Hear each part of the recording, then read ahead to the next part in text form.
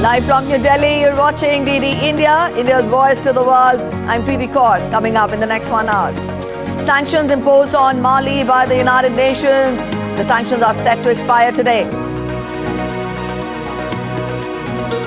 Russia's actions threatens peace and security, not just in Mali, but the entire region.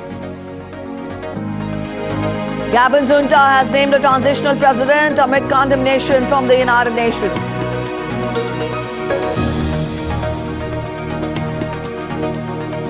Tropical storm Idalia is moving south after lashing Florida.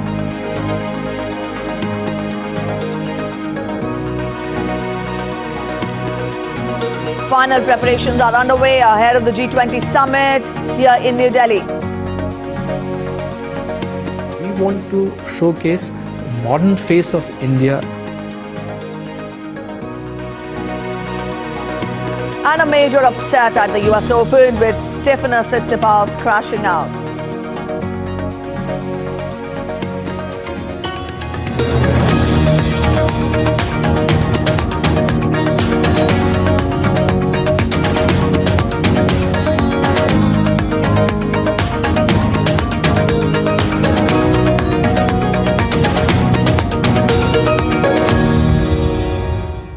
And sanctions on Mali are set to expire after Russia vetoed a Security Council draft resolution.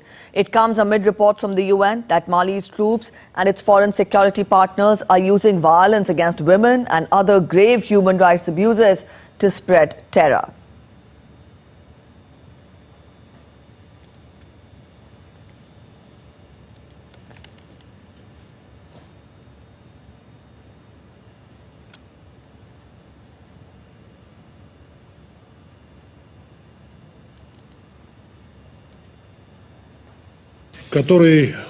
We are convinced that the adoption by the Council in this, which flouts Mali President Ibrahim Boubacar's desire to get rid of the sanctions regime, will just undermine the sanctions regime and it will not help the Malian peace process.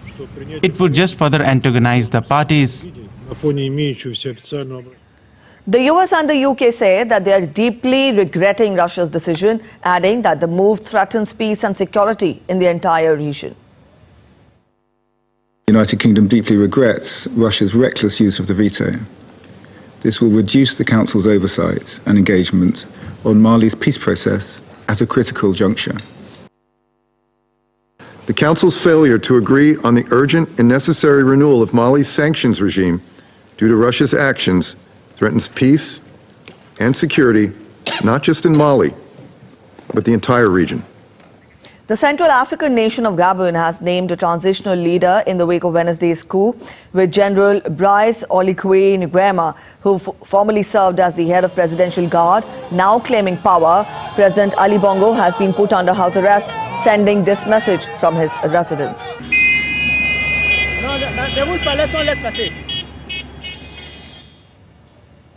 Now, I'm in the residence and nothing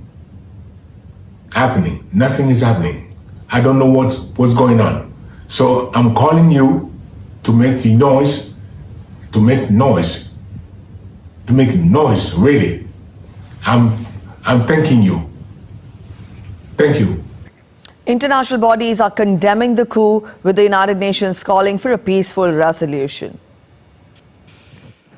All right. The Secretary General is following closely the evolving situation in Gabon. He notes with deep concern the announcement of the election results amid reports of serious infringements of fundamental freedoms. He firmly condemns the ongoing coup attempt as a means to resolve the post-electoral crisis. The Secretary General reaffirms his strong opposition to military coups. Still to come on DD India News Hour, parts of Florida are underwater in the wake of tropical storm Idalia.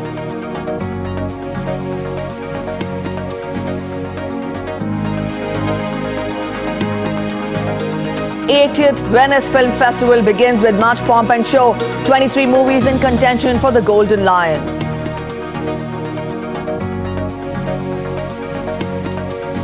And the celestial treat of rare blue moon sighted over a temple in Greece.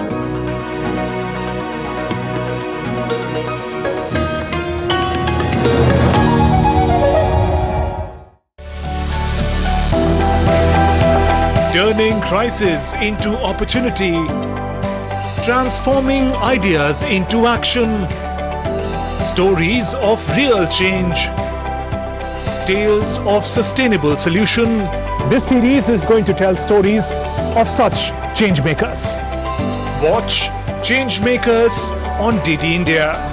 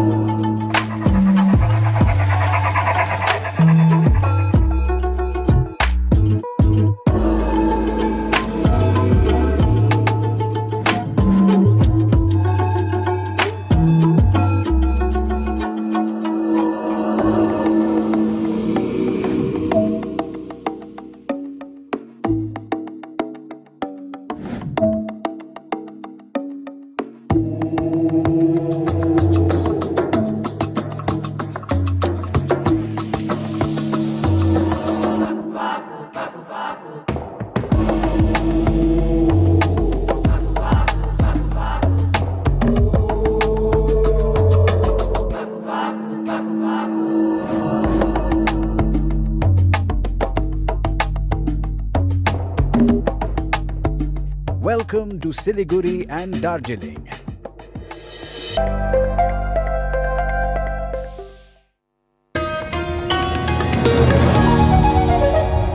You're watching DD India News Hour and I'm Preeti. Let's get you more international updates. The foreign ministers of the European Union will be meeting in Spain on Thursday to discuss their response to last month's coup in Niger, including possible sanctions, considering the news of military officers declaring that they have seized power in Gabon. A major theme of this gathering is instability in the West and Central African countries. Hassoumi Massaoudou, Niger's foreign minister, and Omar Toure, the head of the Commission of West Africa's main regional bloc, will attend the talks, while the European Union defense ministers will hold a news conference after informal talks in Spain. Prior to this, European Union Foreign Policy Chief Josep Borrell has said that the European Union is moving ahead with the legal groundwork to impose sanctions on members of a junta that seized power in Niger last month. Ukrainian President Volodymyr Zelensky is calling for a review of exemptions for military conscription, accusing authorities of corruption during the process, he said, and let's listen in. Unjustified decisions of the military medical commissions have already been definitely identified by law enforcement authorities. Concrete evidence has been documented. This has been presented in a closed session.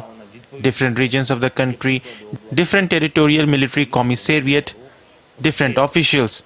Bribes ranging from $3,000 to $15,000 have been recorded. They will be held accountable. Meanwhile, Russia says that it is continuing its investigation into the death of Wagner chief Yevgeny Prigozhin, who died in a plane crash last week. The incident happening exactly 2 months after Prigozhin led an armed insurrection against Russian President Putin, with the Kremlin continuing to deny it had anything to do with the crash.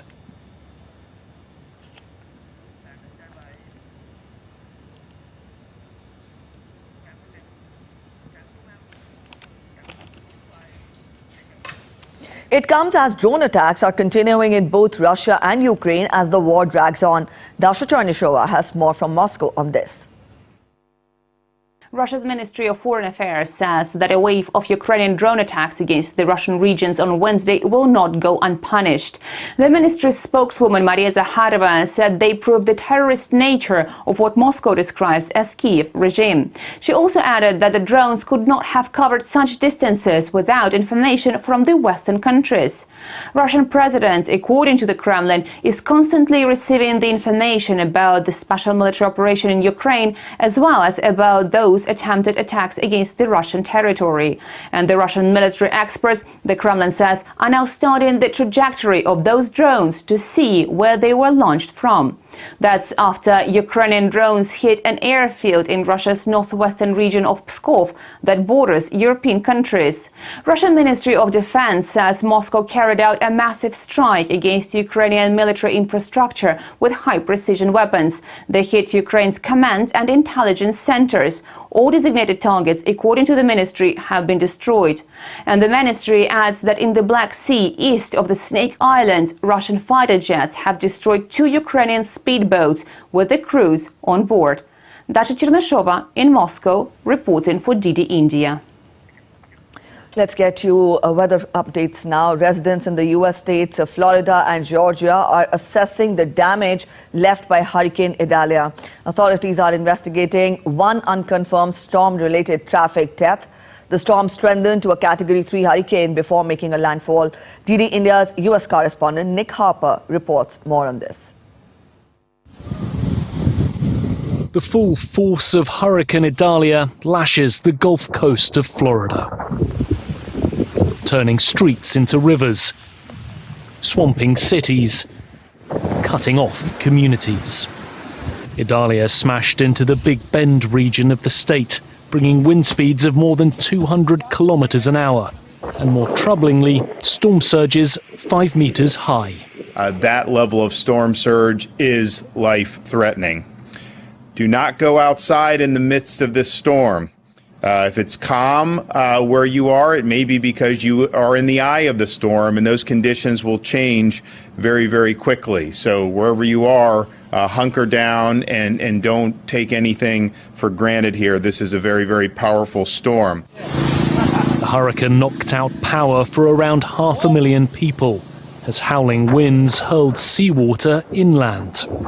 Idalia is the first hurricane to hit this part of the state. But Florida is no stranger to some of the strongest storms that hit North America every year. Last September, Category 5 Hurricane Ian made landfall in southwest Florida, killing 149 people and wreaking more than $110 billion in damage. If there's anything the states need right now, I'm ready to mobilize that support of what they need. I don't think anybody can deny the impact of the climate crisis anymore. Officials deployed hundreds of rescue teams and emergency crews to the state ahead of the storm, but it's likely to be days before life returns to normal. The US government has promised extra assistance to the millions of people hit by the hurricane, but the real cost of the storm to people and properties won't become clear for some time to come, as Idalia makes its way up the east coast through Georgia and into South and North Carolina. Nick Harper in Washington, reporting for DD India.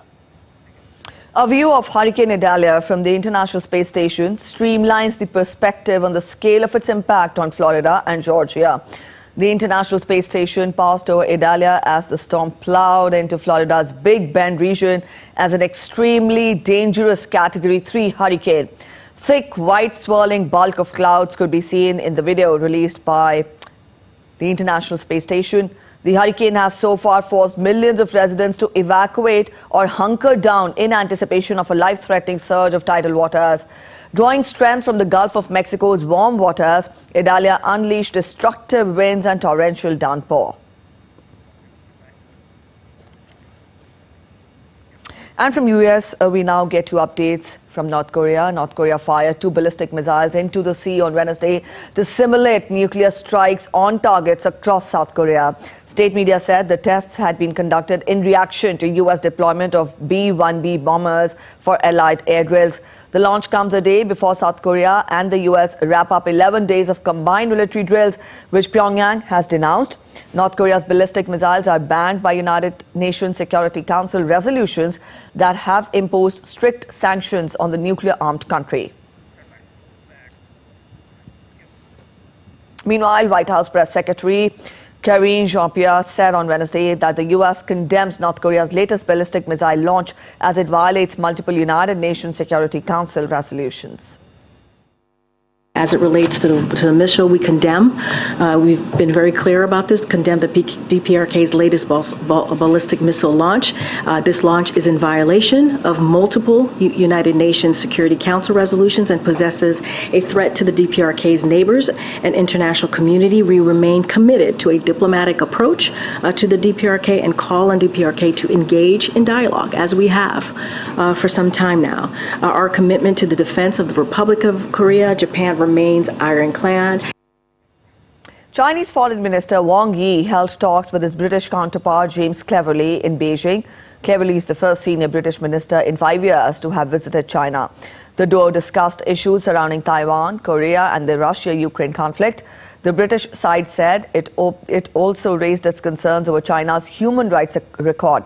Meanwhile, both the sides also stressed on the importance of maintaining a pragmatic working relationship and reopening the channels of communication. As U.S. Commerce Minister wrapped up her visit to China, one major area of contention between Washington, D.C. and Beijing is the semiconductor chips, which have become the lifeblood of the global economy. Tony Waterman has more on this. We decided we're going to invest in America. It's not just a campaign slogan. During his presidency, Joe Biden has helped funnel tens of billions of dollars into U.S. tech manufacturing. But he's also expanded a Trump-era tactic of control, enacting sweeping tech restrictions on the U.S.'s biggest rival, China. Chinese companies now need a license to buy advanced semiconductor chips and chip-making equipment from the U.S. Washington has also convinced Japan and the Netherlands to do the same. Then, in August, he signed an executive order limiting U.S. investments in certain Chinese technology, including semiconductors, quantum technology, and artificial intelligence. We're continuing to make progress in fixing the supply chain. For example, we couldn't access semiconductors during the pandemic because the factories making them overseas were shut down. You all know semiconductors are those little small computer chips about the size of any fingertip that affect nearly everything in our lives. The White House says the restrictions will protect national security and ensure American technology isn't used to boost China's military development. But Beijing sees it differently, calling the moves economic coercion and an attempt to stifle China's rapid technological growth. It has retaliated by banning certain sales by U.S. chip maker Micron. The truth lies somewhere in between. Economic strategist David Goldman says there's truth in both arguments, but warns that U.S. restrictions could backfire, since the Chinese are already proficient producers of highly sought-after older chips, used in everything from toasters to air conditioners. If the Chinese are able to flood the market with cheap chips, they will cut down the profitability of Western chip makers, and the Chinese government seems willing to make substantial subsidies to its chip industry, as indeed we are, and that could lead gradually to Chinese dominance in the industry and very hard times for American chip makers. Instead, Goldman says the U.S. should be laser-focused on boosting investment in research and development, especially in basic science, something that has faltered in recent years. I very much want to stay ahead of China. I want the United States to be the dominant technological power, but I don't think that suppressing other countries' technological development is a viable long-term strategy. I'm not even sure if it's a viable short-term strategy. U.S. and Chinese officials this week agreed to start exchanging information on export controls to help avoid, American officials said, misunderstandings. But one topic that won't be up for negotiations, matters of national security, leaving the U.S.-China chip war to loom over the delicate relationship between the world's superpowers. Tony Waterman in Austin, Texas, reporting for DD India. Up next, a short break, but still to come on DD India News Hour. Final preparations are underway here in Delhi ahead of next weekend's G20 Summit. ISRO braces up for another milestone to launch India's first space-based observatory to study the sun. Joyous festival of Raksha Bandhan celebrating siblings' bond of love being celebrated for the second day on Thursday.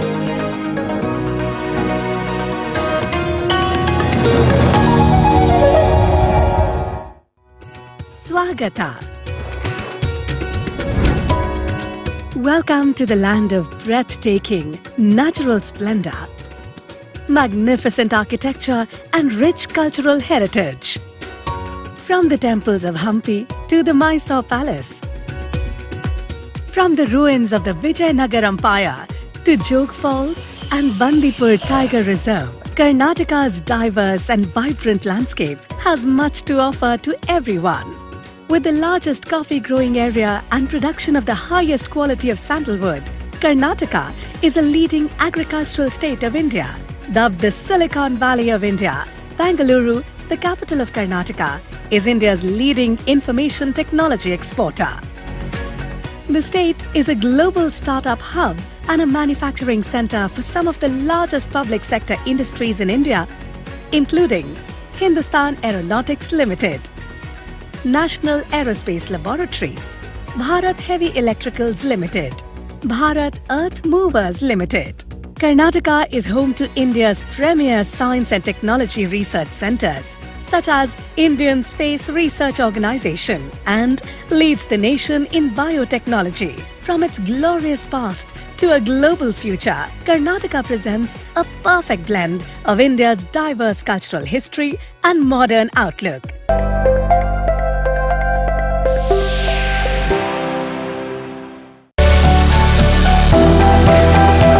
Turning crisis into opportunity, transforming ideas into action, stories of real change, tales of sustainable solution. This series is going to tell stories of such change makers. Watch Change Makers on DD.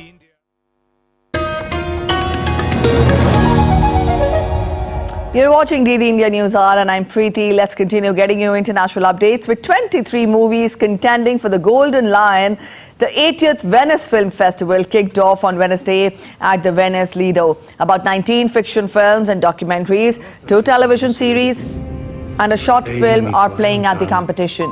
The festival runs till 9th of September. The festival opened with the premiere of Italian World War II drama Commandant, directed by Edoardo De Angelis. The opening ceremony of the film festival paid tribute to Italian filmmaker Liliana Cavani's career.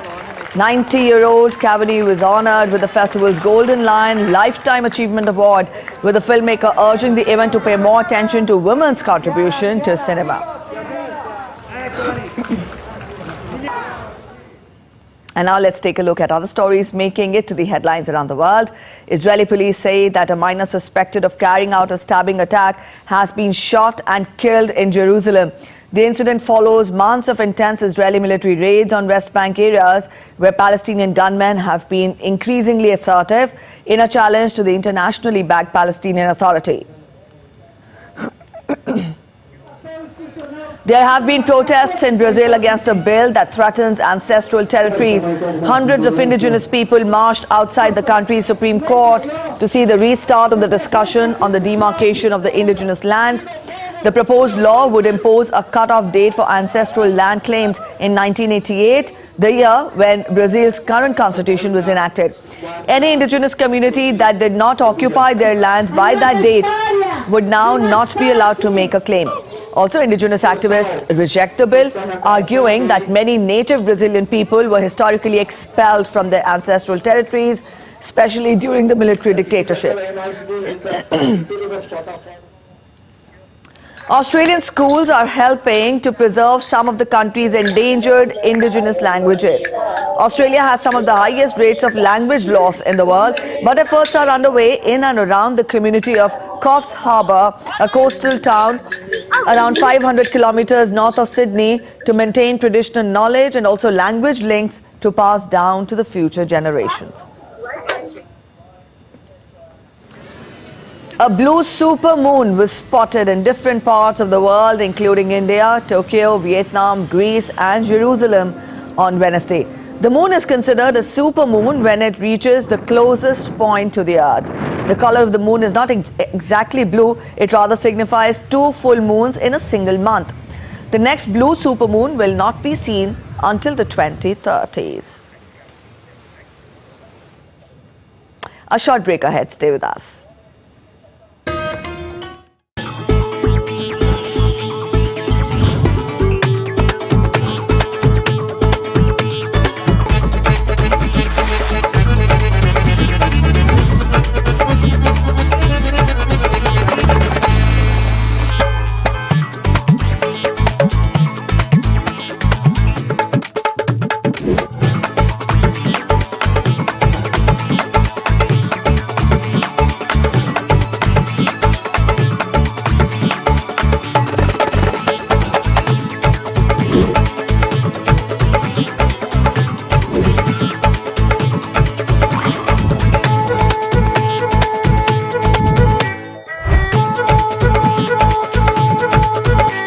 Welcome to Jaipur.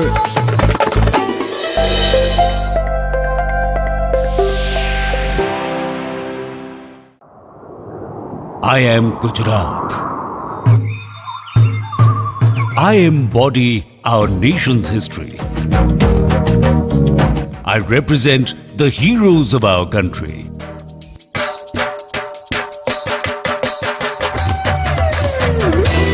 I am Gujarat. I'm art. I'm culture.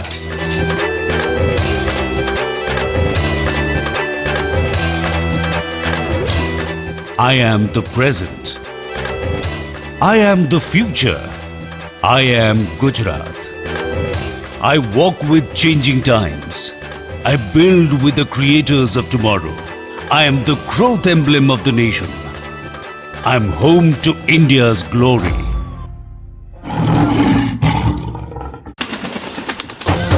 I am the abode of unending cultural stories. I am Gujarat. I have sown the seeds of development. I have planned the map of progress. I am Gujarat.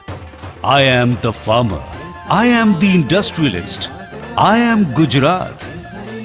I represent the new India. I take pride in my Bharat. I am Gujarat. I represent the essence of Vasudhaiva Kutumbakam. I am Gujarat.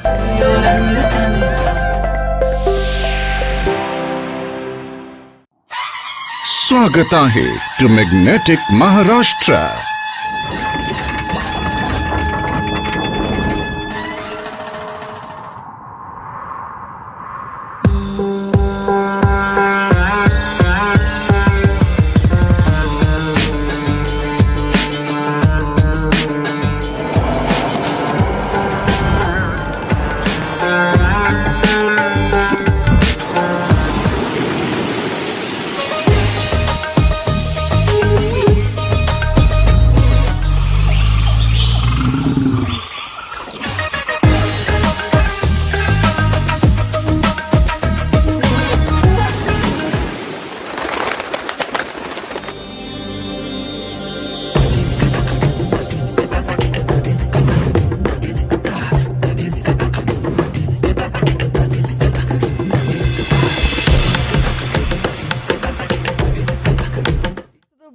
Let's quickly take a relook at the top stories we're tracking this hour.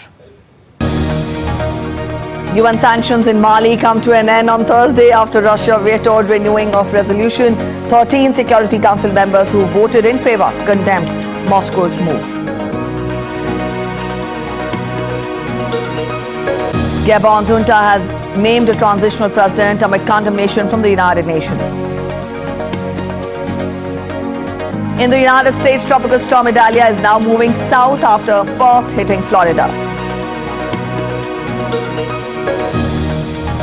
The final preparations are underway ahead of the upcoming G20 Summit in New Delhi.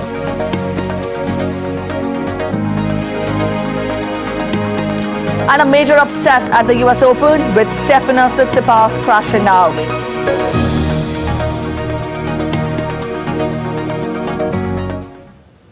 India is all set to host the G20 Summit scheduled to be held in New Delhi on 9th and 10th of September. World leaders will arrive in New Delhi to attend the G20 Summit.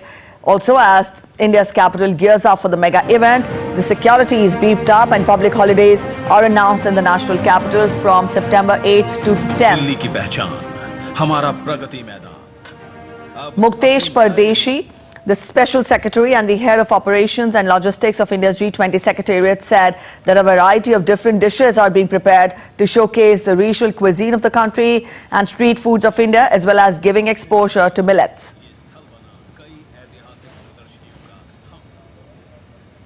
From the Government of India, we will be offering meals at the convention center. Variety of dishes being served, but millet will find a prominent place in the menu. The chefs are working to develop different kinds of regional cuisine. The overall philosophy is that we should have exposure to street foods of India.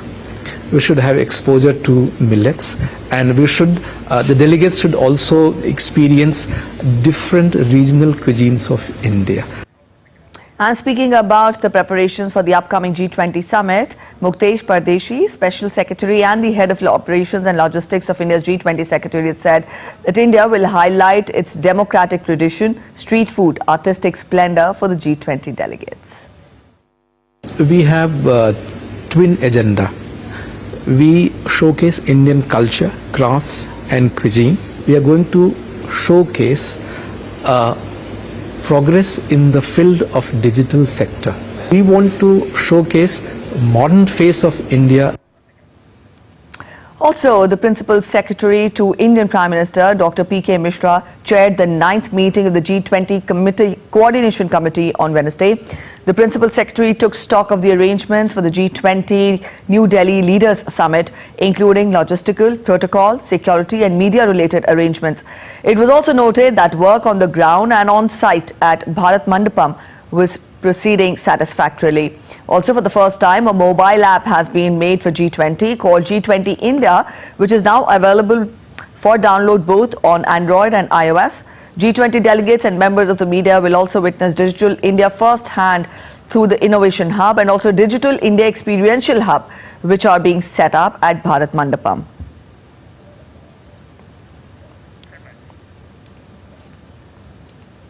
The India-New Zealand Business Council held its first summit in New Delhi on Wednesday.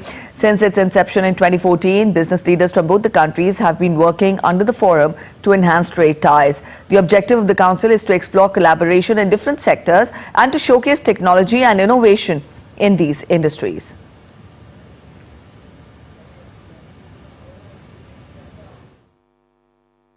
So there's a lot of happening in the construction space, in the automobile space, in the farming space. I think, but the scale could be a bit more bigger. And I think the exchange of ideas in the is the key from New Zealand point of view is the technology which can tap into India scale and manifest that in a balanced scale. So I think these are the few areas we're doing really well at the moment. And our opportunity here, coming to this delegation, is to look at how we can strengthen this, how do we grow this, and how we enhance and amplify this. That's what we're trying to achieve. New Zealand is taking a medium-term strategy with India. We know that in a world of a lot of uncertainty and low growth, India is feeling increasingly confident. It's got very high growth. It's got real momentum. And so we're trying to provide that momentum to the India-New Zealand relationship as well. We've seen a bit of that. We've seen more ministers visit each other's countries. We've seen more businesses work together. We've seen, increased sporting connections, for example. And so we hope to see that continue. Well, UPI is pretty exciting. We've seen that. We thought we were good at a few things, but actually seeing it over here, it's very impressive. And, whether you're in a market or somewhere else, it's a revolution in the way of doing things. And there's the possibility that something like that could happen in New Zealand. There's other things as well that are required, though. Direct flights between our countries, we know would double the people movement quickly. The Union Minister of Communication, Electronics and IT under Ashwini Vaishnav, the minister in fact said that electronics manufacturing in India has witnessed a massive growth. He highlighted that 32 companies have registered for the production linked incentive scheme or for the IT hardware, laptops, tablets and also PCs. Companies like HP, Dell, Asus, also Lenovo and Acer have registered for manufacturing hardware under this scheme. This production linked incentive scheme will generate 75,000 direct employment opportunities. Honorable Prime Minister's vision of Atmanirbhar Bharat and Make in India has created such a strong attraction for the entire world that the global manufacturing companies are coming to India, developing products here, manufacturing products here, and we have seen the success of the mobile industry. 32 companies have applied for manufacturing in India from Make in India under the PLI 2.0 scheme for IT hardware. We are very overwhelmed by the response. It's a very good response. Practically every large company will start manufacturing laptops, PCs and servers in India, and this is going to make a huge difference. Having planted its feet firmly on the moon, the Indian Space Research Organization is now headed towards the sun. ISRO is set to launch India's first space-based observatory to study the sun on September 2nd from Sriharikota in the Indian state of Andhra Pradesh. It is for the first time that ISRO is sending out back-to-back space exploration missions. Jai Singh is joining us from Chennai. Jai Singh, good morning. After the stupendous soft landing on moon, we now see ISRO is bracing up for the next cosmic quest. Let us understand more from you about the preparations. Is everything in place? Because we also believe that ISRO in fact has released pictures of the rehearsal, the launch rehearsal. Get us more. Yeah, the rehearsal has already been completed, as you said, and the 24 hours countdown will begin tomorrow, just 24 hours ahead of the launch. Day after tomorrow morning. So the preparations are well underway. We in frenetic pace at the launch pad in Satish Dhawan Space Center at Sriharikota. The launch vehicle will be PSLV C-57 in its extended version because the mass of the payload is a bit higher. So therefore there will be some extra booster motors on board the rocket to give the necessary force, the thrust. As what is being called by the ISRO scientists. So it will be in its extended version of the rocket. The payload will be having a dry mass of 1.5 ton, including about 250 kilogram of the payload masses. There are 7 payloads on board Aditya L1. The Aditya means, as we know, sun, and L1 is called the Lagrangian point 1. So there are 5 such Lagrangian points named after the physicist Mr. John Louis Lagrange, who found out that from the Earth, in about 15 million kilometers, 1.5 crore kilometers away from the Earth towards the sun, there will be an equilibrium. The gravitational pull of both the sun as well as the Earth will get cancelled each other, and therefore any spacecraft placed there will be stable. Therefore, that is an ideal location for studying the various, nature of the sun. Sun is an interesting, star which releases a lot of charged particles, also radiations like electromagnetic radiations, X-ray radiations, visible spectrum, what we see, the VIBGR and its combinations, and the ultraviolet, infrared, several other such things are there that needs to be analyzed well to understand our own sun around which the whole of solar system is moving. The gravitational pull of the sun is so tremendous that it is holding all its constituent planets, including Earth, into its own setup. So it has a lot of impact on human life. The harmful radiations that are emanating from the sun is fully, there on the space atmosphere, not inside the Earth's atmosphere. Thankfully, because Earth also has its own magnetic field. Yes, therefore, indeed, Jay Singh, and also when we its talk own of space atmosphere. Therefore, exploration, most of the yes, space exploration is always, one field that attracts curiosity and fascination. But Aditya mission will be observing the sun from the solar corona, and it will be observing the activities. Let us understand more from you. How significant is this? Because we've just seen how India has put forth, the scientific prowess when Chandrayaan 3 soft landed on moon. Now that it is eyeing the sun, how many times has this been attempted by any other country in the world? Where will it further place us on the global page when we talk of space exploration and research? Well, NASA and European Space Agency, a conglomeration of several European countries, and Germany on its own have already explored, the surface of, not exactly on the surface, but beyond a distance. And one of the, spacecraft of NASA has already, peeped through passed into the corona. Corona is the outermost atmospheric region surrounding the sun, and photosphere and chromosphere. Photosphere is where we can directly see on the through using our naked eye as well as through a telescope very easily. And chromosphere is the place where there are several color patterns. Chrome means color, color patterns that are arising due to the plasma and the discharge, and also the sunspots. Sunspots are being created. All have some impact on human lives also, because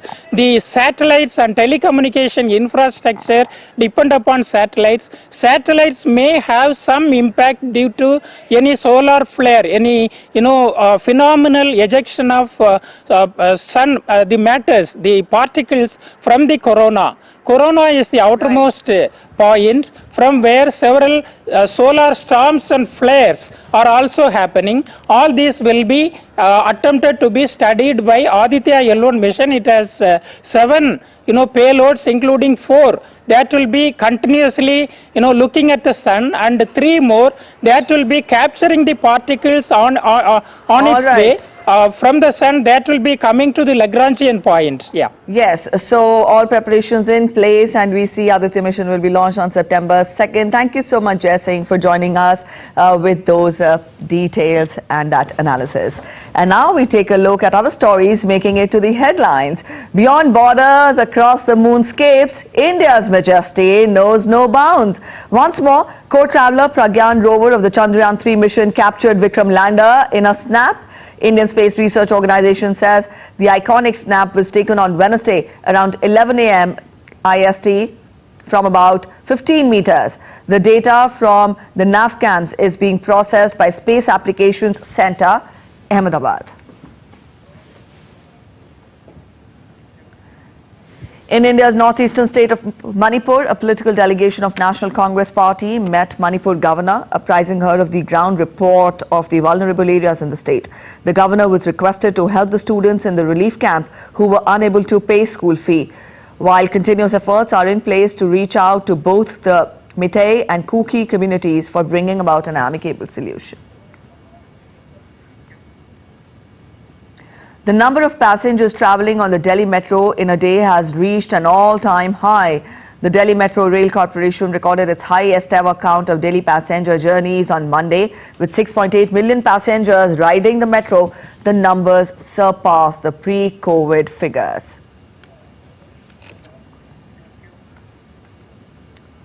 Despite the weather, Assam Chief Minister Dr. Himanta Biswa Sarma has inaugurated Northeast India's longest flyover in the city of Guwahati. The 2.6 kilometers 4-lane Nilachal flyover connects Maligaon, Chariali to Kamakhya Gate with an extension of Pandughat feeder road. Built at a cost of the equivalent of $5 million, the flyover has been given a colorful touch with graffiti depicting handloom, craft and wildlife of the Northeast. A cherished festival, Raksha Bandhan, will be continued to be celebrated today in different parts of the country. On the occasion, sisters tie colourful rakhi or bands around the wrist of their brothers and pray for their prosperity, health and well-being.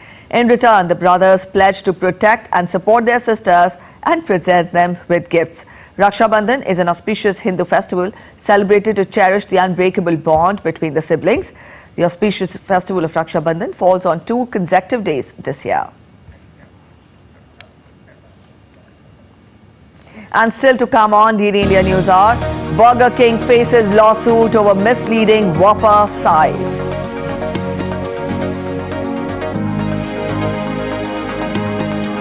Asia Cup begins with Pakistan thrashing Nepal.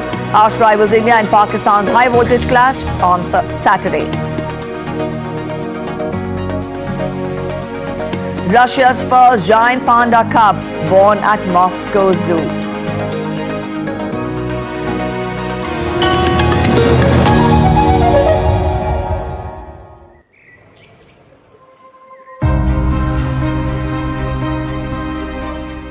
Amidst the sacred sites, green sanctuaries and hidden valleys,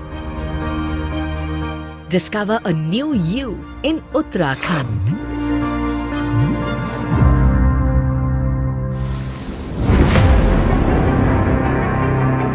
Filled with exotic animals,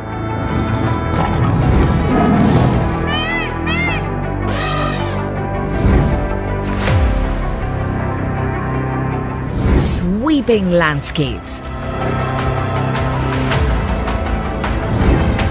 and the rarest of flowers. Glimpse of an unexplored world. Known as Dev Bhumi, or the land of gods, spirituality is woven into the fabric of this region.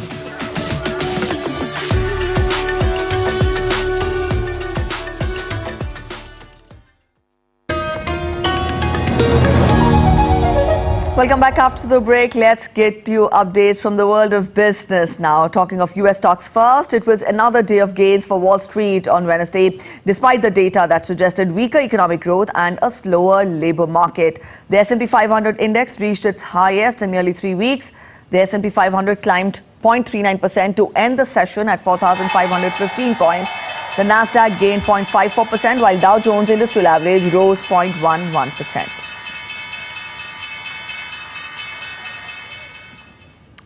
Rapidly rising prices in Argentina is fueling anger amongst the locals who are already battling against triple-digit inflation. Argentina is facing its highest inflation in over 3 decades, and it could climb to nearly 200% by the end of the year. Rapidly rising prices are hammering consumers, pushing poverty and stoking voter anger ahead of October general elections. Locals fear the changing scenario can stir the memories of hyperinflation in the late 1980s.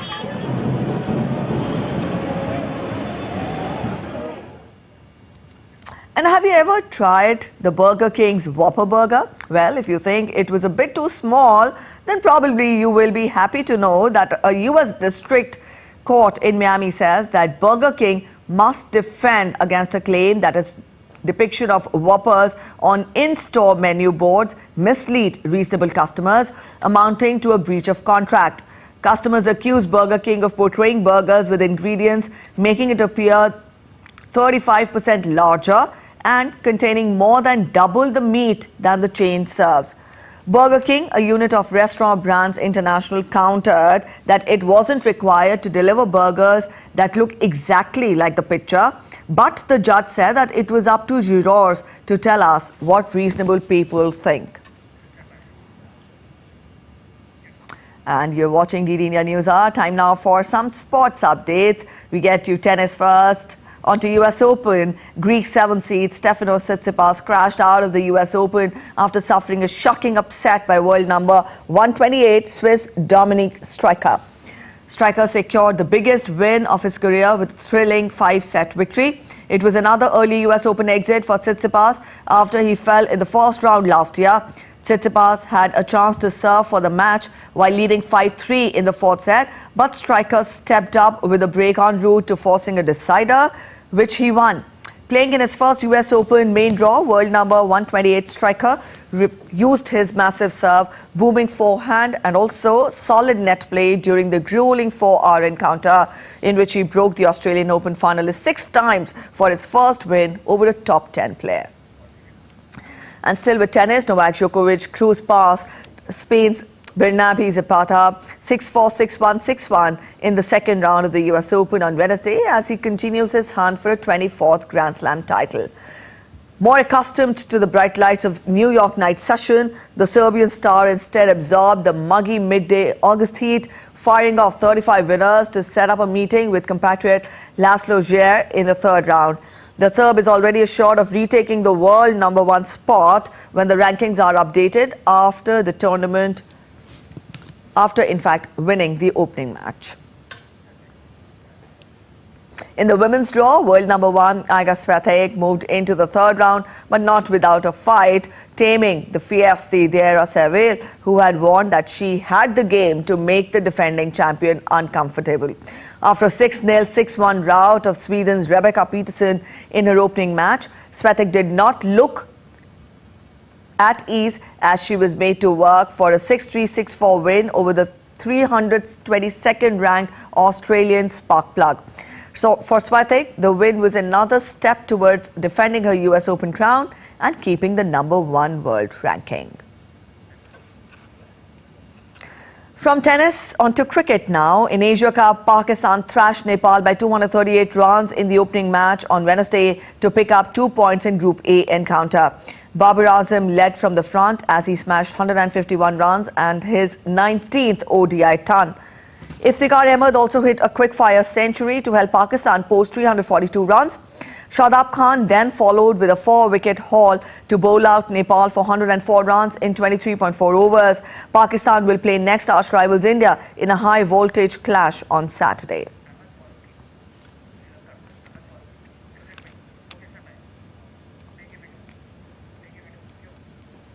Ahmed Farooqi is joining us. Ahmed, when we talk of the first clash, Pakistan and Nepal, how do you view it? Was it on the expected lines? Preeti, thank you very much. Yes, very much it was on the expected lines, primarily looking at the way the Pakistani side is performing over the last few international games. It was kind of a given that it would be a one-sided match. Nepal has been improving over the last few years, but you know, the kind of form Babar was in, the Iftikhar is, and the kind of bowling lineup that Pakistan had. So it was kind of a given that after imposing total. So victory of this magnitude was imminent. That's what is expected of this kind of encounters as well, Preeti. All right, Ahmed, also we are talking of the next clash between Pakistan and India that will be, held on Saturday. Get us more on that. What do we expect? It's always the better side that wins, but how do we expect the Saturday to be?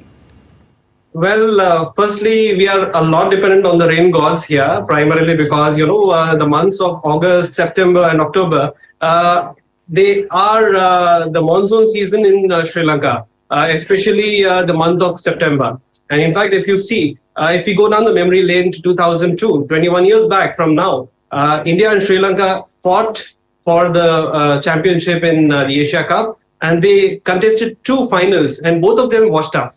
So there is a possibility that rain may play a spoil sport. But, after a long time of 4 years, when India and Pakistan, the arch rivals, clash, all eyes will be on Palakele.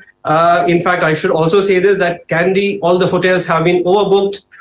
People have been rushing towards Kandy.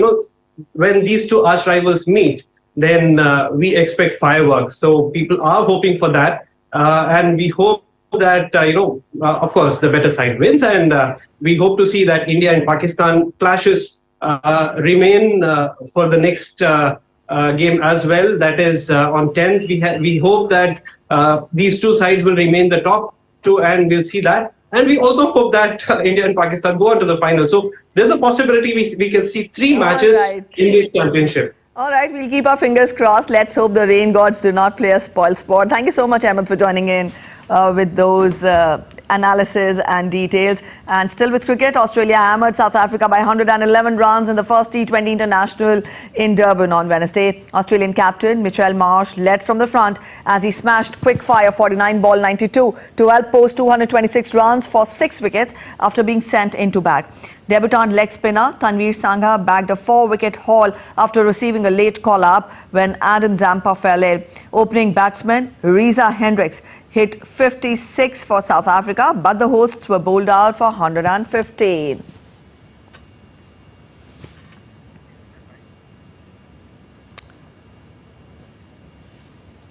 All right, with that, we come to the end of this edition of News Hour, but we get you delightful visuals of a giant panda cub born for the first time in Russia. The cub was born at Moscow Zoo, and it marks a landmark event for Russia and the entire global conservational community.